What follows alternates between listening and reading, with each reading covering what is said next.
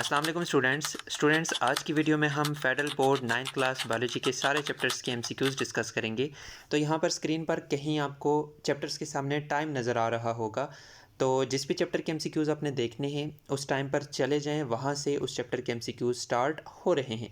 या comment section के अंदर आपको नज़र आ रहा होगा पहला पिन कमेंट, तो वहाँ पर चैप्टर्स के सामने टाइम मेंशन है, तो आप उस टाइम पर क्लिक करेंगे तो आप डायरेक्टली उस स्पेसिफिक टाइम पे चले जाएंगे जिस भी चैप्टर के आपको एमसीक्यूज़ देखने। तो यहाँ पर सबसे पहले चैप्टर 1 के एमसीक्यूज़ हैं। चैप्टर 1 के अंदर सबसे पहला एमसीक्यूज़ है the study of functions of various organs of organisms की बॉडी के मुख्तलिफ ऑर्गन्स के फंक्शंस को स्टडी करना, इसे कहते हैं हम physiology. Histology is the study of tissues. Palaeontology is the study of fossils. The other name of environmental biology is ecology. Microbiology is the study of micro organisms. इसके बाद six MCQs है। If a scientist is studying the method of inserting human insulin gene in bacteria which branch of biology में this B. अच्छा, आपको पता होना चाहिए gene क्या है।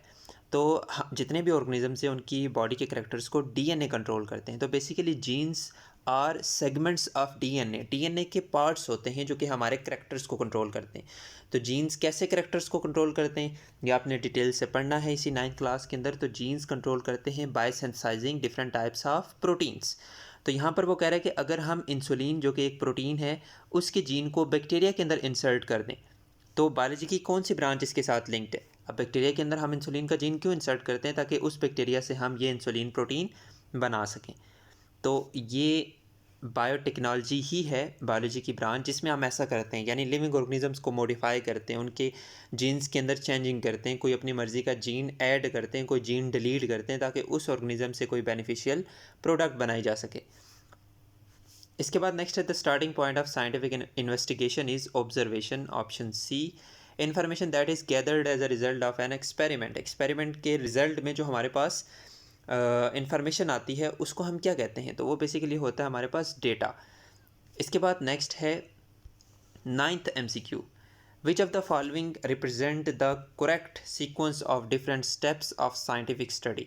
तो सबसे पहला स्टेप होता है ऑब्जर्वेशन, दूसरा हाइपोथेसिस, तीसरा उन हाइपोथेसिस के ऊपर हम डिडक्शंस बनाते हैं, फिर इन डिडक्शंस के ऊपर हम एक्सपेरिमेंट्स रन करते हैं, और फिर लास्ट हमारे पास आ जाता है थ्योरी। यानी अगर वो एक्सपेरिमेंट्स के जो रिजल्ट्स हैं वो हमारी हाइपोथेसिस को सपोर्ट करें तो फिर हम उसके ऊपर फर्दर एक्सपेरिमेंट्स करते हैं, और अगर वो हाइपोथेसिस कभी भी रॉन्ग ना हो तो फिर हम उसे बना देते हैं थ्योरी। इसके बाद नेक्स्ट है 10th MCQs. Which of the following statement best distinguish hypothesis from theory. तो हाइपोथेसिस को हमने थ्योरी से जो है वो डिस्टिंग्विश करना है, तो कौन सी स्टेटमेंट इन चारों में से ज़्यादा सूटेबल आपको लग रही है। तो पहली है theories are hypothesis that have been proven true. तो बेसिकली थ्योरीज जो हैं वो हाइपोथेसिस ही होती हैं, यानी हाइपोथेसिस के ऊपर हम एक्सपेरिमेंट्स रन करते हैं, बहुत सारे एक्सपेरिमेंट्स रन करते हैं, और उसके बाद अगर वो हाइपोथेसिस रॉन्ग साबित ना हो तो वो हमारे पास बन जाती है थ्योरी। तो दूसरी स्टेटमेंट, पहली तो ठीक है स्टेटमेंट, तो दूसरी गलत कैसे है। Theories are based on limited data, तो ये बात तो बिल्कुल भी नहीं है कि थ्योरीज लिमिटेड डेटा के ऊपर बेस करती हैं। थ्योरीज तो बहुत ज़्यादा वाइडर डेटा पर जो है वो बेस करती हैं, क्योंकि अगर हमारे पास एक हाइपोथेसिस है वो ट्रू साबित होती है रिजल्ट्स के बाद, तो फिर हम उस हाइपोथेसिस के ऊपर और एक्सपेरिमेंट्स करते हैं।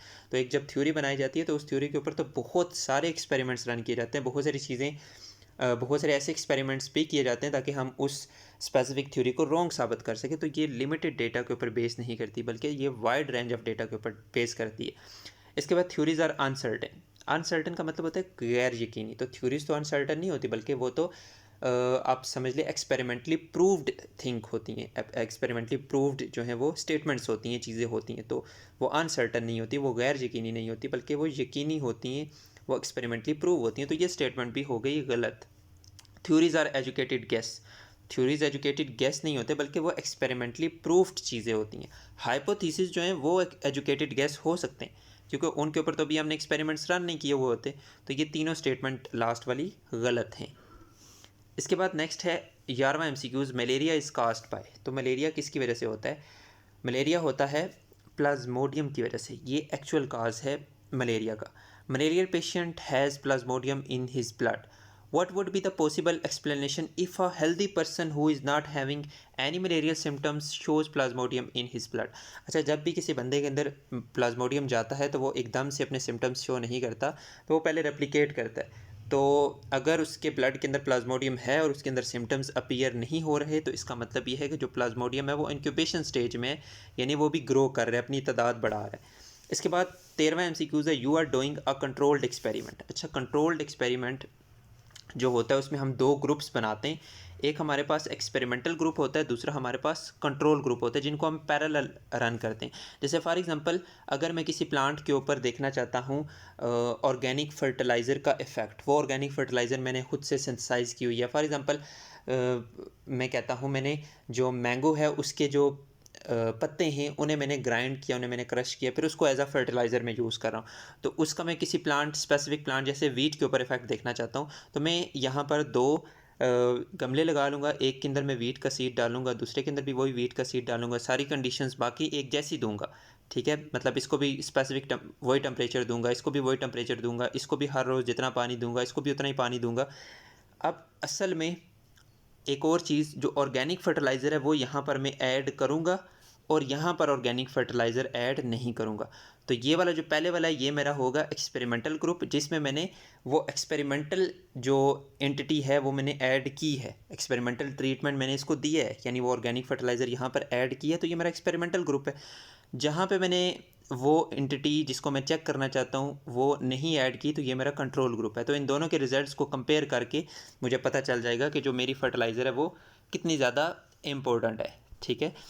तो इस तरह से हम एक्सपेरिमेंटल और कंट्रोल ग्रुप दोनों ऐड करते हैं कंट्रोल्ड एक्सपेरिमेंट के अंदर। तो इसमें ऑप्शन बी है। इसके बाद है which option has correctly matched disease and vector mosquito. तो मलेरिया जो है ह्यूमंस के अंदर वो किस वजह से होता है? मलेरिया ह्यूमंस के अंदर एनोफेलिस की वजह से, बर्ड्स के अंदर होता है क्यूलिक्स की वजह से, और डेंगू फीवर होता है एडीज़ की वजह से। तो इसमें जो ऑप्शन सी है वो ठीक है। इसके बाद चलते हैं चैप्टर नंबर 2 की तरफ, जो कि है हमारे पास बायोडाइवर्सिटी। इसमें सबसे पहला MCQs है, into which kingdom you place a multi cellular land organisms that perform photosynthesis. अच्छा, मल्टी सेलुलर मतलब उसके अंदर बहुत सारे सेल्स मौजूद हैं और वो फोटोसिंथेसिस करता है और लैंड पर रहता है, खुश्की पर रहता है। तो इसमें हमारे पास जो ऑप्शन ठीक है वो है प्लांट्स। इसके बाद है which kingdom is mismatched with its character. जो फंजाई होते हैं वो सेप्रोट्रॉफिक होते हैं, जी ठीक है। इसके बाद दूसरा है protist various mode of nutrition. जो प्रोटिस्ट होते हैं उनके अंदर वेरियस मोड ऑफ न्यूट्रिशन होते हैं, जैसे एलजी फोटोसिंथेटिक होते हैं। प्रोटिस्ट के अंदर हमने फंजाई लाइक प्रोटिस्ट रखे हुए हैं जो कि सेप्रोट्रॉफिक होते हैं। इसके बाद प्रोटिस्ट के अंदर हमने प्रोटोजोन रखे हुए हैं जो कि इंजेस्टिव होते हैं। इसके बाद Animalia that are rarely ingestive. No, animals are not rarely ingestive, सारे के सारे एनिमल्स जो हैं वो इंजेस्टिव होते हैं, दे आर प्योरली इंजेस्टिव।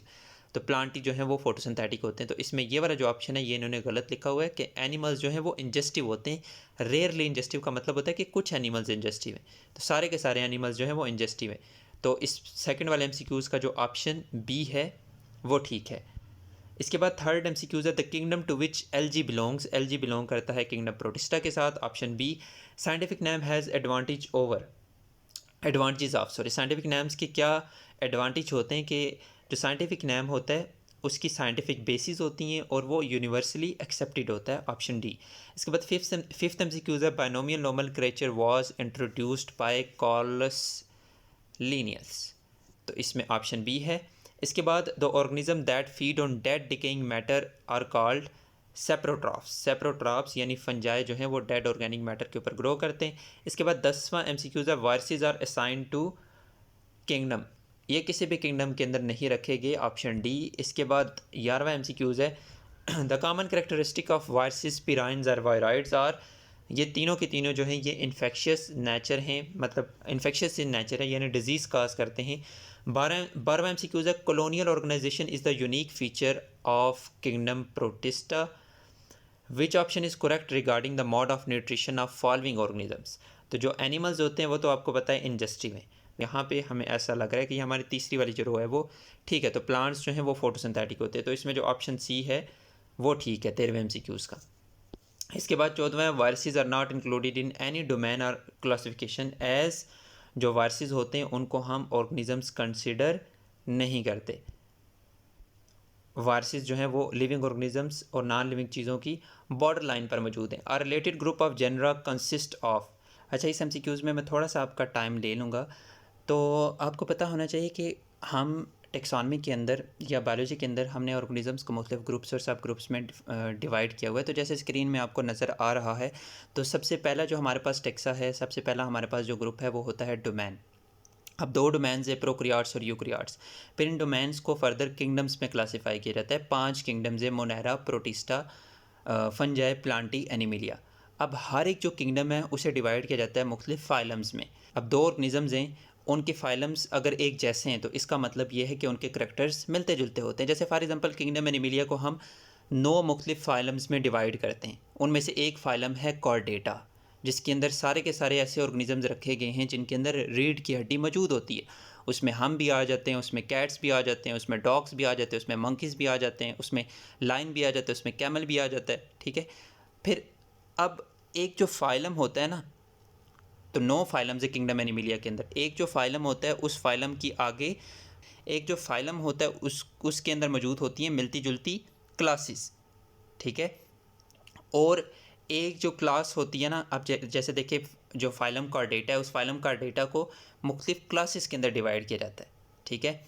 और इसके बाद हर एक जो क्लास होती है उस हर एक क्लास को फर्दर आगे डिवाइड किया जाता है कुछ सिमिलर, एक जैसे, मिलते जुलते, एक जैसे नहीं आप कह सकते, मिलते जुलते। तो एक क्लास को मिलते जुलते आर्डर्स के अंदर क्लासीफाई किया जाता है। ठीक है। तो अब कोई भी एक स्पेसिफिक क्लास है, उसके आगे कुछ मिलते जुलते आर्डर्स हैं। तो अगर हम एक आर्डर को पकड़ लेना, तो एक आर्डर के अंदर आगे मिलती जुलती फैमिलीज़ होती हैं। ठीक है। तो अब मिलती जुलती फैमिलीज़ हैं, उनमें से किसी एक फैमिली को पकड़ लें तो उस एक फैमिली के अंदर कुछ मिलते जुलते होते हैं जेनरा। ठीक है। तो रिलेटेड ग्रुप ऑफ जेनरा ये हमारे पास बनाते हैं एक फैमिली। तो अगर हम वो जो मिलते जुलते जनरा हैं उनमें से कोई एक जनरा पकड़ लें तो उस जनरा के अंदर होती हैं बिल्कुल मिलती जुलती स्पीशी। ठीक है। यानी कुछ स्पीशीज़ ऐसी होती है जिनका जनरा जो है वो एक ही होता है। ठीक है। तो इसी तरह से कुछ जनरा ऐसे होते हैं जिनको हमने प्लेस किया होता है एक ही फैमिली के अंदर। तो ये बात आपने ध्यान में रखनी है थोड़ी सी। In which of the following the first letter is capitalised in binomial nomenclature. तो आपको पता है बायनोमियल नोमेनक्लेचर के अंदर हमारे पास दो नेम्स होते हैं। पहला जो नेम होता है वो होता है जीनस नेम, दूसरा स्पीशी नेम। जैसे होमो सैपियंस, ह्यूमन के अंदर होमो जो है वो जीनस नेम है और सैपियन जो है वो स्पीशी नेम है। तो होमो का जो एच होता है वो कैपिटलाइज होता है, जीनस का जो पहला लेटर होता है वो कैपिटलाइज्ड होता है। अब वो कह रहा है if humans and cats belong to the same class they must belong to the same. अच्छा, ह्यूमन और जो कैट्स हैं उन दोनों की क्लास एक जैसी होती है, मैमिलिया। तो अब वो कह रहे हैं कि उनका क्या सेम होगा, फाइलम सेम होगा, आर्डर सेम होगा, फैमिली सेम होगी या फिर जीनस सेम होगा। अच्छा, अब देखिए इनकी क्लास एक जैसी है। ठीक है। तो इससे पहले हम देख चुके हैं कि ऑर्गेनिजम्स जिनकी क्लास एक ही होगी ना, तो ज़ाहिर बात है उससे पीछे पीछे जो उनके टेक्सॉन्स होते हैं वो एक जैसे होंगे। ठीक है। अब दोनों के अब क्लास को फर्दर हम डिवाइड करते हैं मुख्तलिफ सिमिलर। एक जो क्लास होती है जैसे मेमिलिया, उसके आगे फर्दर आर्डर होते हैं। तो ह्यूमन का अपना आर्डर है, जो कैट्स हैं उनका अपना आर्डर है। ठीक है। अब ये जो दो मिलते जुलते आर्डर्स हैं ना, इनको हमने प्लेस किया हुआ है एक ही क्लास के अंदर। अब ये एक ही क्लास है, इस क्लास को किसी और क्लास के साथ मिला जुला के ना हमने प्लेस किया होता है किसके अंदर, फाइलम के अंदर। ठीक है। तो ह्यूमंस और कैट्स दोनों का जो फाइलम है वो एक जैसा होता है और वो फाइलम आपको पता है कौन सा होता है, फाइलम कॉर्डेटा। ठीक है। तो इसके बाद फर्दर हम नेक्स्ट चैप्टर 3 को डिस्कस करते हैं। सबसे पहले एमसीक्यूज़ है network of channels extending from cell membrane to nuclear membrane, उन्हें हम कहते हैं endoplasmic reticulum. The site of enzyme synthesis are known as ribosomes. Ribosomes जो हैं वो प्रोटीन्स बनाती हैं और उन्हीं प्रोटीन्स में से कुछ प्रोटीन्स एंजाइम्स के तौर पर एक्ट करती हैं। इसके बाद है what are the functions of mitochondria. Mitochondria का जो फंक्शन होता है वो होता है सेलुलर रिस्पिरेशन, यानी यहाँ पर हमारी एनर्जी बनती है। Mitochondria is known as power house of cell. A red blood cell and plant cell both have large surface area. तो रेड ब्लड सेल और प्लांट रूट सेल दोनों का सरफेस एरिया जो है वो ज़्यादा होता है कुछ करेक्टर्स की वजह से। जैसे रेड ब्लड सेल के अंदर न्यूक्लियस नहीं होता, इसकी शेप जो है वो पाई कनकेव होती है, इस वजह से उसका सरफेस एरिया ज़्यादा होता है ताकि ज़्यादा से ज़्यादा ऑक्सीजन को रेड ब्लड सेल एब्जॉर्ब कर सकें और रूट हेयर्स जो हैं वो ज़्यादा से ज़्यादा वाटर को और न्यूट्रेंट्स को एब्जॉर्ब कर सकें। इसके बाद 5वां एमसीक्यूज़ है the diagram shows cells from different types of tissues, which type of cells contract when stimulated. तो कौन से सेल्स जो हैं वो कॉन्ट्रैक्ट होते हैं, तो वो होते हैं मसल्स। तो ये बने हुए हैं स्मूथ मसल्स, ठीक है। तो option B, which of the following cell organelle does not contain DNA. तो डीएनए किसके अंदर नहीं होता, लाइजोसोम्स के अंदर, बाकी तीनों के अंदर डीएनए होता है। Phospholipids are required for cell membrane formation are synthesised in. तो फॉस्फोलिपिड्स बनते हैं स्मूथ एंडोप्लाज्मिक रेटिकुलम के अंदर। इसके बाद नेक्स्ट है cytoskeleton is important component of eukaryotic cells. Which of the following statement correctly describes cytoskeleton? All the cytoskeleton structures are made up of same proteins. नहीं. There is no contractile protein in any cytoskeleton components. Contractile proteins तो होती हैं. Cytoskeleton provides mechanical support and has role in cell division. तो हमने बतानी थी कौन सी statement cytoskeleton के हवाले से ठीक है। तो ये जो लाइन है वो जो है वो करेक्टली डिस्क्राइब कर रही है कि साइटोस्केलेटन मैकेनिकल सपोर्ट देते हैं और इनका सेल डिवीजन के अंदर रोल होता है। The shape of normal red blood cell, जो नॉर्मल रेड ब्लड सेल होते हैं वो होते हैं बायकनकेव। इसके बाद नेक्स्ट है plastid of different types are correctly represented by photosynthetic. Photosynthetic होते हैं जी क्लोरोप्लास्ट, इसमें या तो ये ऑप्शन होगा या तो ये होगा। इसके बाद पिगमेंटेड, ल्यूकोप्लास्ट के अंदर पिगमेंट नहीं होते, क्लोरोप्लास्ट और क्रोमोप्लास्ट के अंदर पिगमेंट्स होते हैं। फूड स्टोर होती है ल्यूकोप्लास्ट के अंदर, कलर वैरायटी होती है क्रोमोप्लास्ट के अंदर। तो इसमें ऑप्शन डी जो है वो ठीक है। इसके बाद 11वां एमसीक्यूज़ है, which of the following statement correctly describe correctly represent ribosomes. They are present only in eukaryotes, no, they are produced in nucleus then migrate to cytoplasm when where they synthesise proteins. तो वाकई वो nucleus के अंदर बनते हैं और वो cytoplasm के अंदर माइग्रेट होते हैं जहाँ पे ये प्रोटीन बनाते हैं, ठीक है। तो ऑप्शन बी तो ठीक ही है। सी और डी को भी देख लेते हैं। They are covered by single membrane, उनकी सराउंडिंग में सिंगल मेम्ब्रेन नहीं होती। राइबोसोम्स नॉन मेम्ब्रेनस ऑर्गेनेलीज हैं, ठीक है। Are ribosomes are attach to inner, ribosomes जो हैं वो आर यार की आउटर सरफेस के साथ अटैच होते हैं, ओके ओके। तो इसमें जो ऑप्शन बी है वो वाला ठीक है। तो जी चैप्टर 4 है हमारे पास सेल साइकिल। इसके बाद है a bivalent consist of 4 chromatid and 2 centromere. तो यहाँ पे जो ऑप्शन बी है वो ठीक है। तो बाइवेलेंट का यहाँ पे आपको कहीं पे नज़र आ रहा होगा डायग्राम भी। During cell division spindle fibre attach to chromosome, chromosome की किस पार्ट के साथ जो है स्पिंडल फाइबर्स जो हैं वो अटैच होते हैं, तो वो पार्ट होता है सेंट्रोमेयर, ऑप्शन ए। इसके बाद थर्ड एमसीक्यूज है, some student of SSC observed a thin cross section from root tip of onion plant under the microscope. They found dividing cells at different stages of their life cycle. One of the students found a cell at late prophase and counted 28 chromosome in it. The number of chromosome in daughter cells should be. अच्छा जी, तो अब वो कह रहा है कि prophase के अंदर उसने उसके अंदर 28 क्रोमोसोम्स ऑब्जर्व किए, ठीक है। तो अब वो कह रहा है कि जो डाटर सेल्स हैं उनके अंदर कितने क्रोमोसोम होंगे। पहली बात तो ये कि ये रूट है, रूट की टिप पे आपको पता है कौन से सेल्स होते हैं, मेरिस्टेमेटिक सेल्स होते हैं। तो मेरिस्टेमेटिक सेल्स डिवाइड करते हैं बाय माइटोसिस, ठीक है। तो अब प्रोफेज है, ये बात आप ध्यान में रखें, प्रोफेज है। तो अब अगर ये सेल है तो इसके अंदर मैं कहता हूँ 2 क्रोमोसोम है ये वाले। तो जब ये सेल इंटरफेज में आता है, इंटरफेज में वो क्रोमोसोम्स को डुप्लीकेट करते हैं, तो हर क्रोमोसोम के अंदर इस तरह से 2 आर्म्स आ जाती हैं। तो प्रोफेज के अंदर भी ये क्रोमोसोम उसी तरह से 2 ही होंगे जितने यहाँ पर थे। इसके बाद प्रोफेज के बाद अगली जो भी स्टेजेस होंगी, हर एक उस अगली स्टेज के अंदर यानी मेटाफेज के अंदर भी ये क्रोमोसोम 2 ही रहेंगे। मेटाफेज के बाद एनाफेज के अंदर भी ये क्रोमोसोम 2 ही रहेंगे। टेलोफेज के अंदर भी 2 ही रहेंगे। फिर सेल जब डिवाइड करेगा ना, 2 सेल बनाएगा, तो उन दोनों के अंदर भी 2 ही जाएंगे। तो इसमें जो ऑप्शन बी है वो ठीक है, 28 क्रोमोसोम होंगे उस प्रोफेज वाली स्टेज के अंदर, और डाटा सेल के अंदर भी 28 ही जाएंगे। अच्छा, the crossing over result in genetic recombination, it occurs between. जो क्रॉसिंग ओवर है वो होती है अच्छा, एक और चीज़ जो पिछला एमसीक्यूज़ है उसमें मैं आपको बता देता हूँ, वो ये कि अच्छा देखें, जैसे ये सेल है ना, इसने भी डिवाइड नहीं किया तो इसके अंदर 2 क्रोमोसोम है, ठीक है। तो अब जब ये डिवाइड करने के लिए स्टार्ट होगा तो पहले इंटरफेज में जाएगा, तो ये क्रोमोसोम डुप्लीकेट कर जाएंगे, ठीक है, ये इस तरह से। फिर अगले स्टेज में, अगला स्टेज जो है वो प्रोफेज का फॉर एग्जांपल, तो उसमें भी क्रोमोसोम कंडेंस हो जाते हैं थोड़े, इनको मैंने पहले से ऐसे क्रोमोसोम की शेप में बनाया हुआ था, कंडेंस बनाया हुआ था, तो बेसिकली वो कंडेंस इस प्रोफेज के अंदर होते हैं। तो बात ये है कि ये भी 2 क्रोमोसोम है, फ़र्क सिर्फ ये है कि यहाँ पे क्रोमोसोम डुप्लीकेट अभी नहीं हुए। हर एक क्रोमोसोम के अंदर आपको एक क्रोमेटेड नज़र आ रहा है, ये भी डुप्लीकेटेड है, सॉरी ये डुप्लीकेटेड हैं, और आपको हर एक क्रोमोसोम के अंदर 2 आर्म्स नज़र आ रही हैं। तो सॉरी ये भी 2 हैं और ये भी 2 हैं। फ़र्क सिर्फ ये है कि ये क्रोमोसोम डुप्लीकेटेड फॉर्म में नहीं है और ये डुप्लीकेटेड फॉर्म में हैं, और ये भी डुप्लीकेटेड फॉर्म में ही है, क्योंकि आपको पता है इंटरफेस के डायरेक्ट बाद फिर आगे आ जाता है प्रोफेज।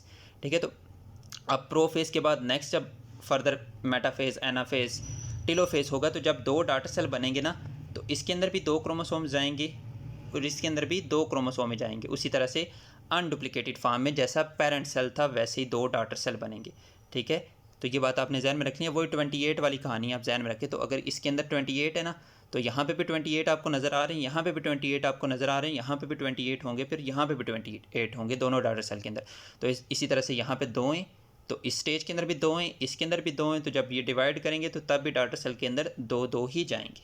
ठीक है, अच्छा जी, तो इसके बाद नेक्स्ट है crossing over results in genetic recombination. It occurs between, crossing over होती है 2 क्रोमेटिड ऑफ होमोलोगस क्रोमोसोम। जो होमोलोगस क्रोमोसोम होते हैं उनके 2 क्रोमेटिड के दरमियान होती है क्रॉसिंग अवर। इसके बाद 5वां एमसीक्यू है, the spindle apparatus of plant differ from that of animals in not having. जो प्लांट्स के स्पिंडल अपरेटस होता है, माइटोटिक अपरेटस होता है, उसमें सेंट्रियोज एब्सेंट होती है, क्योंकि प्लांट्स के अंदर सेंट्रियोज नहीं होती। Substance and energy required for replication of DNA की रेप्लिकेशन होती है एस फेज़ के अंदर। एस फेज़ के लिए सेल अपने आप को प्रिपेयर करता है G1 फेज़ के अंदर। तो छठे का जो ऑप्शन ठीक है वो है A. All of the following events take place both in mitosis and meiosis except. तो मियोसिस और माइटोसिस के अंदर सारे इवेंट्स होते हैं, इन चारों के चारों में से जो डी वाला एमसीक्यूज़ है ना, सॉरी डी वाला जो पार्ट है, जो क्रॉसिंग ओवर होती है वो होती है मियोसिस के अंदर, जबकि माइटोसिस के अंदर नहीं होती। इसके बाद वो कह रहा है the cell shown in diagram is passing through.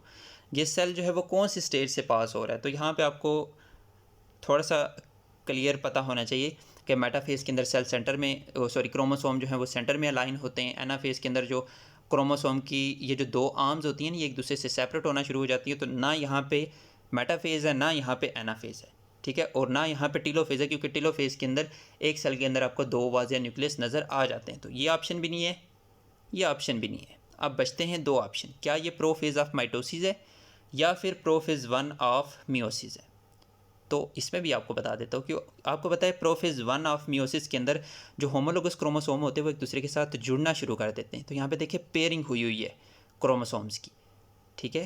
तो ये जो पेयरिंग होती है ये होती है प्रोफेज 1 ऑफ मियोसिस 1। इसमें ऑप्शन ए ठीक है। इसके बाद ये चलते हैं हम 9वें एमसीक्यूज़ की तरफ। तो 9वां एमसीक्यूज़ है the longest phase of meiosis. Meiosis का जो लॉन्गेस्ट फेज़ होता है वो होता है प्रोफेज 1, ठीक है। प्रोफेज 1 जो है ये लॉन्गेस्ट फेज़ होता है मियोसिस का। इसके बाद नेक्स्ट है what causes the number of chromosome to reduce half when a cell divides by meiosis.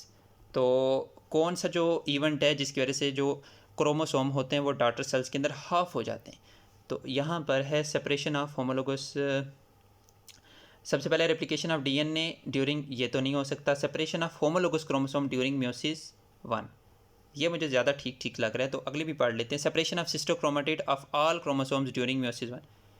Separation of sister chromatids of all chromosome during meiosis 1, नहीं नहीं नहीं नहीं, ये तो गलत है, ठीक है।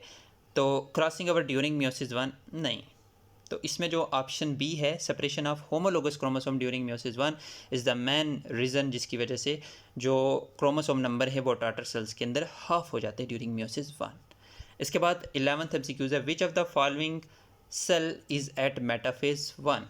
तो आपने बताना है कौन सा सेल जो है, कौन सा जो सेल है इन चारों में से वो मेटाफेज 1 के अंदर है। तो मैं आपको बता देता हूँ, मेटाफेज 1 के अंदर बेसिकली जो पेयर ऑफ क्रोमोसोम्स होते हैं वो सेल के सेंटर में अलाइन होते हैं। तो बगैर हिचकिचाए आप ठीक करेंगे ऑप्शन बी को, ठीक है। तो इसमें आपको देखें ये रेड और ब्लू सॉरी रेड और ब्लू, रेड और ब्लू ये homologous chromosome pair of chromosome को शो कर रहे हैं। तो in meiosis 1 metaphase 1 of meiosis 1 homologous chromosomes are aligned in the center of cell. The diagram is showing different stages of crossing over. Which stage contain chiasma? Chiasma मतलब वो region cross X like region होता है जहाँ से crossing over हो रही होती है। तो the correct option is B. इसके बाद नेक्स्ट है विच प्रोसेस इन्वॉल्व्स मियोसिस। तो रीजनरेशन के अंदर तो मियोसिस नहीं होती, माइटोसिस होती है। तो क्रॉसिंग ओवर और गैमेट फॉर्मेशन ये दोनों जो हैं मियोसिस की वजह से या मियोसिस के अंदर होते हैं, ठीक है। तो इसमें क्रॉसिंग ओवर यानी कि ये दोनों, ठीक है। तो ये दोनों यहाँ पे बी में एक दूसरे के साथ मिलजुल रहे हैं, तो हम बी वाले को जो है वो ठीक करेंगे। इसके बाद नेक्स्ट हमारे पास है जी 14 MCQs। The diagram shows replication of chromosome, ठीक है। तो आप यहाँ पे देख सकते हैं दो ही क्रोमोसोम है, एक क्रोमोसोम और दूसरा chromosome. After replication what is the total number of chromosome in this diagram. तो सिंपल, दो क्रोमोसोम, एक और दो, ठीक है। अच्छा जी, तो इसके बाद the chromosome number of fruit fly is 8। The gametes of the fruit fly contain. तो जो गैमेट्स होंगे उनके अंदर तो ज़ाहिर बात है हाफ नंबर ऑफ क्रोमोसोम्स होंगे, तो 4 क्रोमोसोम्स, ठीक है। Option B is correct. तो अभी चलते हैं हम 5वें चैप्टर की तरफ। जी 5वां चैप्टर है हमारे पास tissues, organs and organ system. तो सबसे पहले हम सीक्यूज है the diagram shows cells in a part of leaf of a green plant which region contain cells which are responsible for the process of transport. तो xylem और phloem जो है वो ट्रांसपोर्ट का काम करते हैं, तो ऑप्शन ए जो है वो इसमें ठीक है। इसके बाद दूसरा MCQs है the table shows 3 functions of cells which row is correct. तो एब्जॉर्प्शन का काम कौन कर रहे होते हैं जी, red blood cells, root hair cells दोनों ही करते हैं। रेड ब्लड सेल भी ऑक्सीजन को एब्जॉर्ब करते हैं और कार्बन डाइऑक्साइड को भी ट्रांसपोर्ट करते हैं, रूट हेयर सेल्स भी करते हैं। तो या पहली रो ठीक होगी या दूसरी होगी। अब देखते हैं स्पोर्ट का काम। स्पोर्ट का काम क्या मसल सेल्स करते हैं जी, करते हैं। और क्या जाइलम्स जो है वो ट्रांसपोर्ट का काम करती है जी, करती है, ठीक है। तो इसमें चलो ए और बी दोनों ही ठीक लग रहे हैं मुझे। इसके बाद नेक्स्ट है ट्रांसपोर्ट क्या रूट हेयर सेल्स ट्रांसपोर्ट का काम करते हैं? नहीं जी, रूट हेयर सेल्स जो हैं वो एब्जॉर्प्शन का काम करते हैं, ठीक है, ना कि ट्रांसपोर्ट का काम करते हैं। और रेड ब्लड सेल ट्रांसपोर्ट का काम करते हैं जी हाँ, वो ऑक्सीजन को ट्रांसपोर्ट करते हैं हमारे लंग्स से हमारे बॉडी सेल्स की तरफ, और बॉडी सेल्स से कार्बन डाइऑक्साइड को लेकर आते हैं हमारे लंग्स की तरफ। तो इसमें जो ऑप्शन बी है वो ज़्यादा ठीक है। इसके बाद नेक्स्ट है third MCQs what are the functions of xylem and phloem in green plants. तो जाइलम का जो काम होता है वो स्पोर्ट का भी होता है और ट्रांसपोर्ट का भी होता है वाटर की। फ्लोएम का काम होता है शुगर की ट्रांसपोर्ट। तो इसमें ऑप्शन सी जो है वो ठीक है। इसके बाद फोर्थ वाला MCQs है if tissue level is not develop. Tissue के बाद अगला लेवल कौन सा होता है जी, ऑर्गन लेवल। तो ऑर्गन लेवल नहीं होगा, इसमें जो ऑप्शन है वो सी वाला है। इसके बाद वो कह रहा है the following diagram shows level of organisation in rat which one is organ level.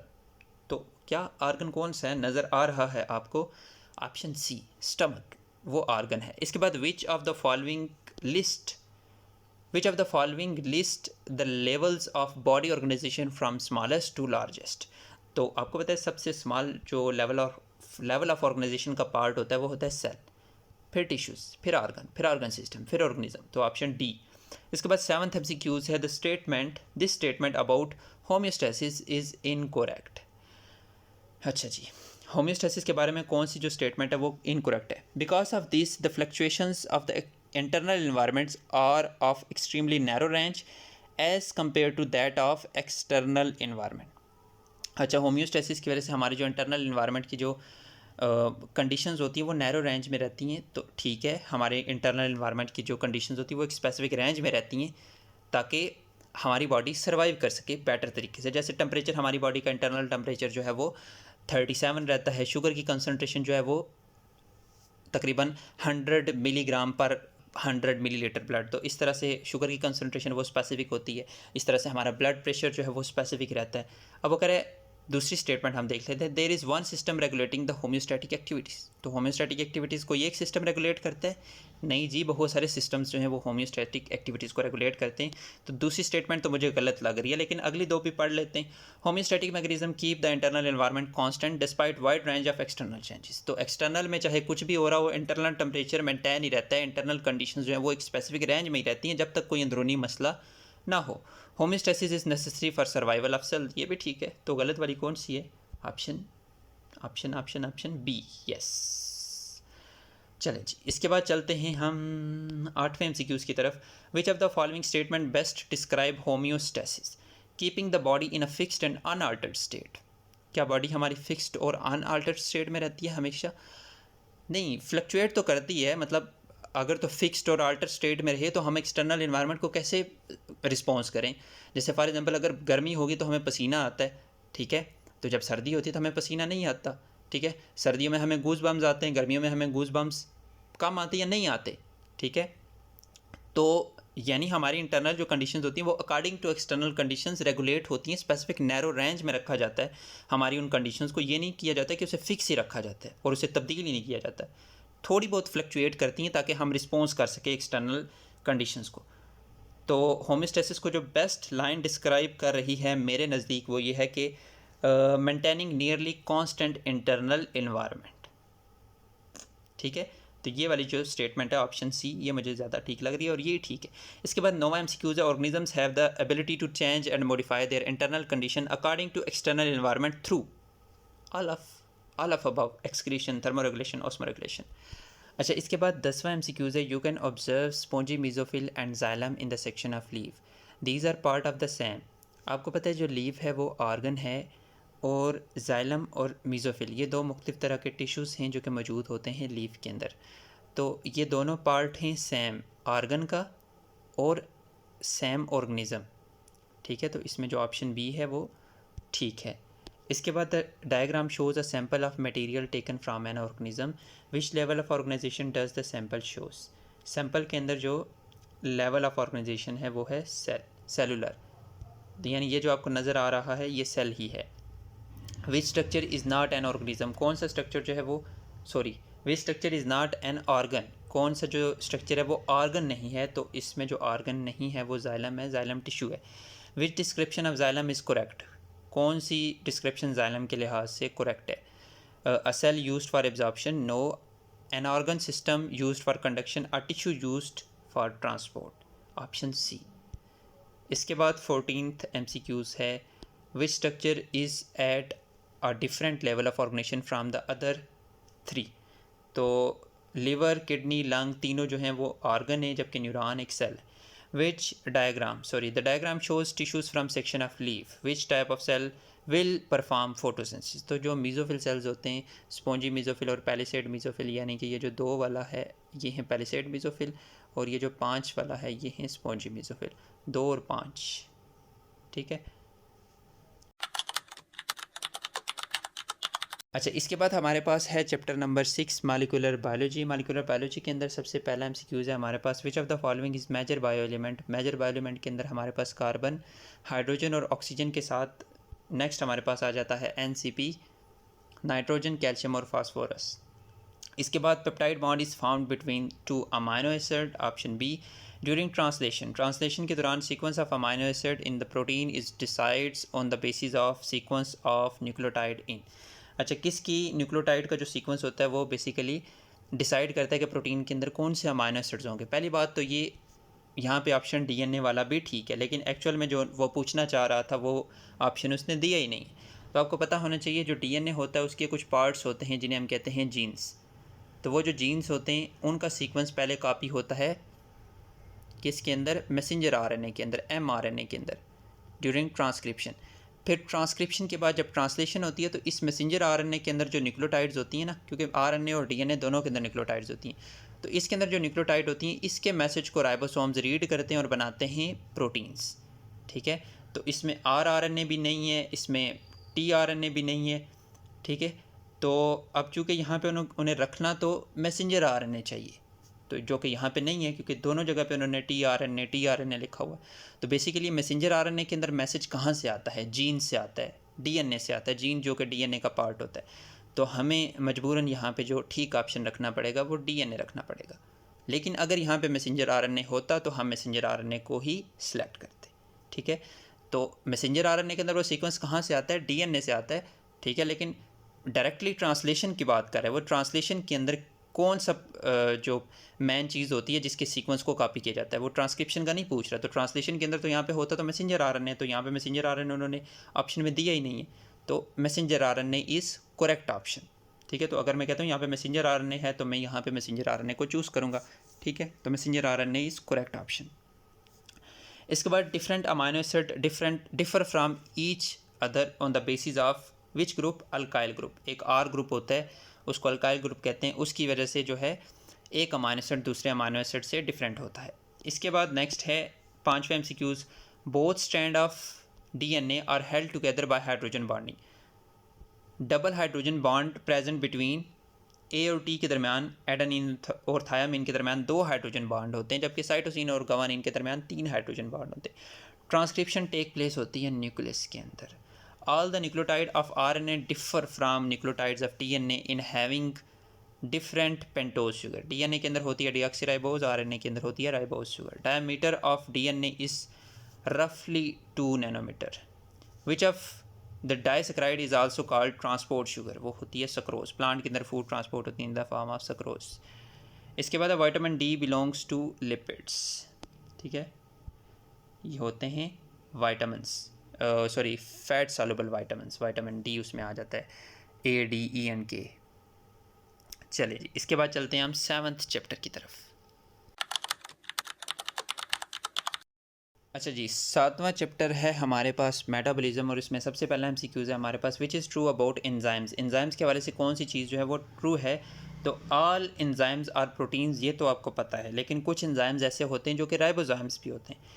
तो all enzymes are not proteins, इसका मतलब यह है कि कुछ एंजाइम्स ऐसे हैं जो कि प्रोटीन इन नेचर नहीं है, यानी राइबोसोम्स। तो इसमें जो मोस्ट सूटेबल ऑप्शन लग रहा है वो है ऑप्शन ए, यानी सम एंजाइम्स आर राइबोसोम्स, ये जो कि आरएनए से मिलकर बने हुए होते हैं। लॉक एंड की hypothesis of enzyme action sports that, lock and की मॉडल के मुताबिक जो एक्टिव साइट्स होती हैं वो रिजिड स्ट्रक्चर होती हैं। Which graph shows the effect of temperature on rate of enzyme control reaction. तो इसमें जो ग्राफ है ऑप्शन बी वाला वो ठीक है।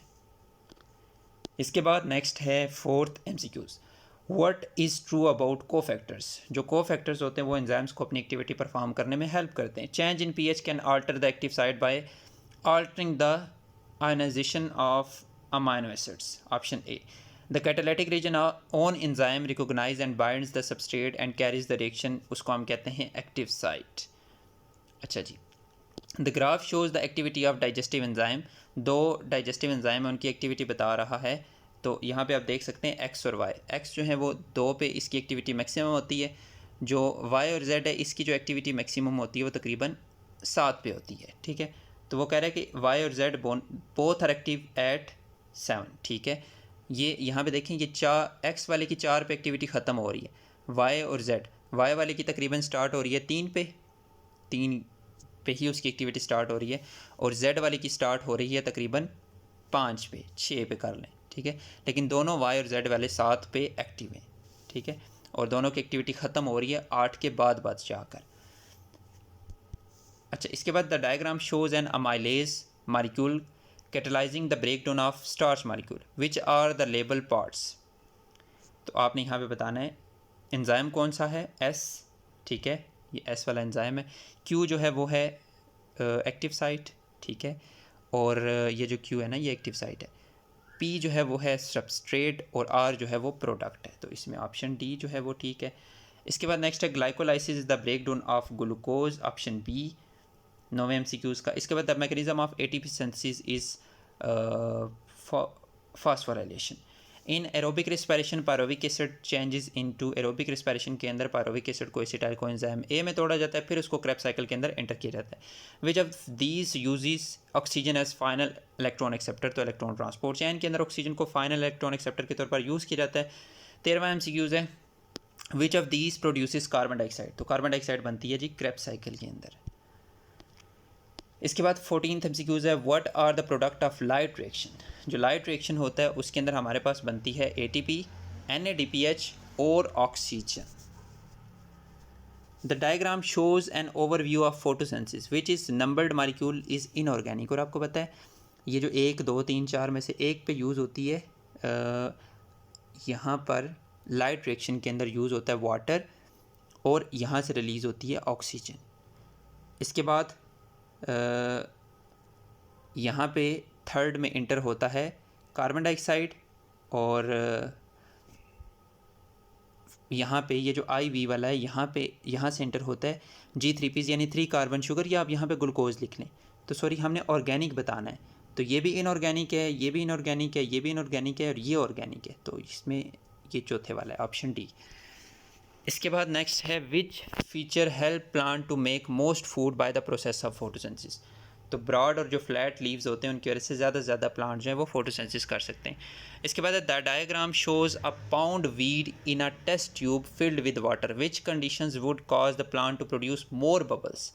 तो अगर डिज़ोल्व कार्बन डाइऑक्साइड ज़्यादा होगी तो मोर बबल्स बनेंगे, लाइट ब्राइट होगी तो जो है वो मोर फोटोसिंथेसिस होगी, मोर ऑक्सीजन रिलीज़ होगी, मोर बबल बनेंगे, और टेम्परेचर अगर वार्म होगा तो तब भी फोटोसिंथेसिस ज़्यादा होती है। वार्म मतलब 25-30 रूम टेम्परेचर, तो इसमें ऑप्शन B वाला जो है वो ज़्यादा ठीक है।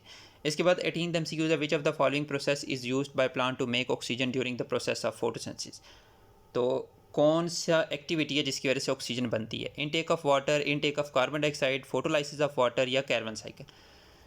तो ऑक्सीजन किस प्रोसेस के अंदर बनती है? वो होती है फोटोलाइसिस ऑफ वाटर, यानी जब वाटर की ब्रेकडाउन होती है तो उस नतीजे में बनती है ऑक्सीजन।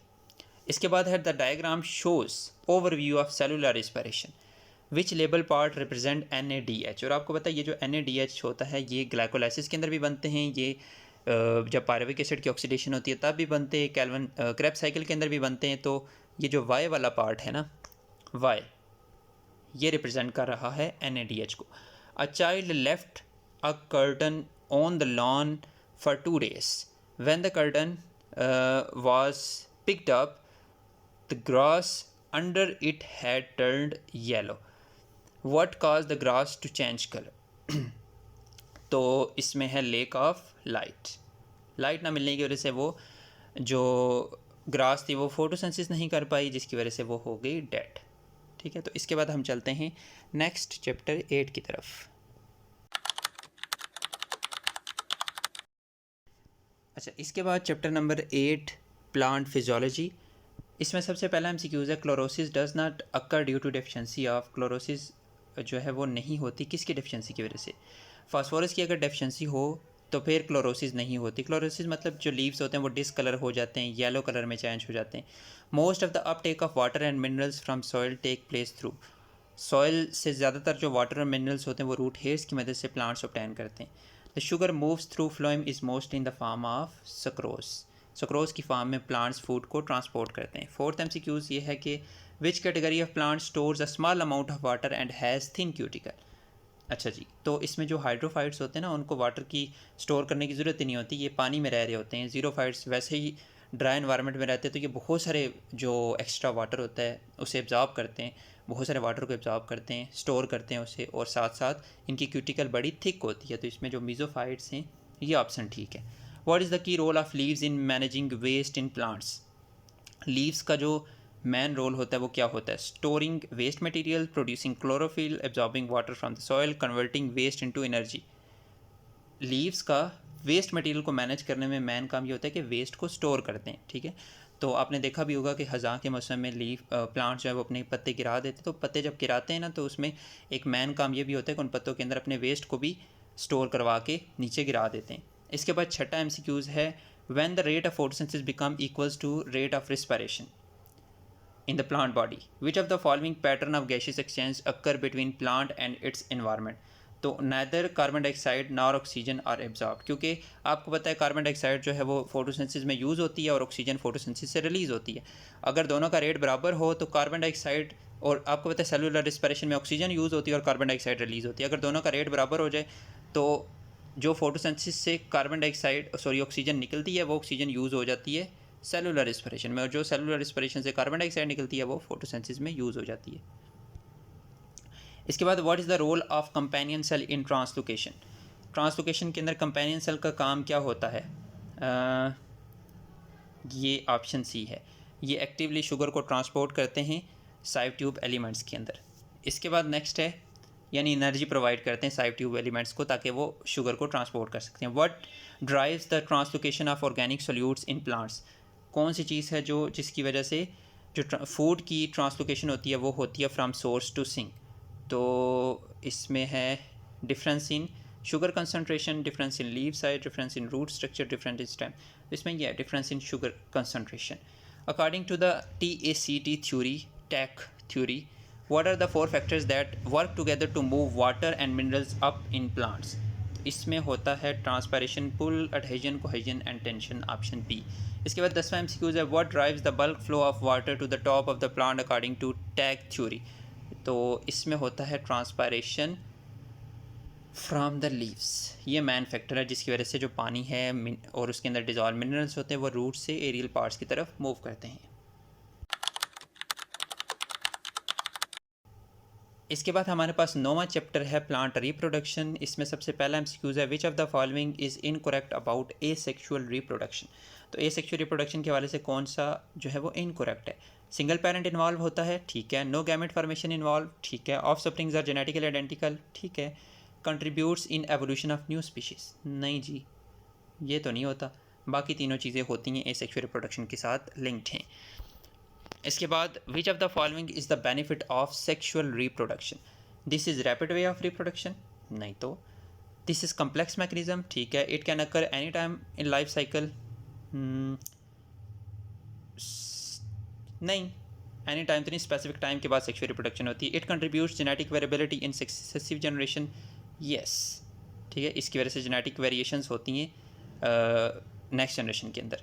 तो इसमें जो ज़्यादा सूटेबल, ज़्यादा एडवांटेज है वो यही है कि इसकी वजह से जो नेक्स्ट जनरेशन होती हैं, अपकमिंग जनरेशन होती हैं, उनके अंदर जेनेटिक वेरिएशंस आती हैं सेक्शुअल रिप्रोडक्शन की वजह से। इसके बाद 3rd MCQ है, which of the following mode of sexual reproduction generally occur during unfavourable condition. तो ये होता है spore formation. Which of the following process is also known as apomixis. Apomixis होता है जी पार्थिनोजेनेसिस। इसके बाद 5वां MCQ है, which of the following is compact, thickened, vertically growing underground stem evolve by thick succulent fleshy leaves serving as reservoir of seed. तो अच्छा, यहाँ पे जब थिक फ्लैशी लीव्स आ गए इसका मतलब इसमें बल्ब ही होगा, क्योंकि बल्ब के अंदर वो थिक एंड फ्लैशी लीव्स होते हैं, इसमें ऑनियन आ जाता है, ठीक है। तो उसके अंदर आपको थिक फ्लैशी जूसी लीव्स नज़र आते हैं, तो इसमें बल्ब है, option A. In bryophyllum, bryophyllum के अंदर स्मॉल जो प्लांटलेट्स होते हैं, they are much like tiny versions of parent plants are created along the edges of leave, ठीक है। इसमें ऑप्शन बी है। इसके बाद if some time the stem cutting does not start growth then the cut end must be treated with specific enzyme, उसे हम कहते हैं ऑक्सिन। इसके बाद 8वां MCQ है, the first cell or tiny piece of parent plant used in tissue culture is known as explant, explant. इसके बाद नेक्स्ट है, which of the following part of the plant that's been changed and adopted for the job of reproduction, flower. इसकी वजह से sexual reproduction होती है। Which of the following part of the flower are called accessory whorls. तो calyx and corolla, यानी जो बाहर वाली वॉल्स होती हैं जिन्हें हम कहते हैं सेपल एंड पेटल, ठीक है। इसके बाद नेक्स्ट हम चलते हैं लास्ट चैप्टर की तरफ। अच्छा, इसके बाद 10th चैप्टर एवोल्यूशन के MCQs हैं। इसमें सबसे पहला MCQs है, the process of dash and dash generate variation and produces adaptation to the environment and dash produces adaptation to the environment. तो इसमें जो मोस्ट सूटेबल ऑप्शन है वो है option C.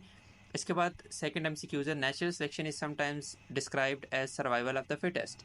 Which of the following most accurately measures an organism's fitness. तो organisms की जो fitness होती है वो मोस्ट एक्यूरेटली कौन सी स्टेटमेंट डिस्क्राइब कर रही है, वो ये है कि किसी ऑर्गेनिज्म की एबिलिटी के वो एनवायरमेंटल एक्सट्रीमिटीज़ को किस तरह से, कितने अच्छे तरीके से बर्दाश्त कर सकता है, तो वो ऑर्गेनिज्म, वो स्पीशी बेस्ट है। इसके बाद the smallest biological unit that can evolve over time is population, is a population. तो इसमें ऑप्शन डी है।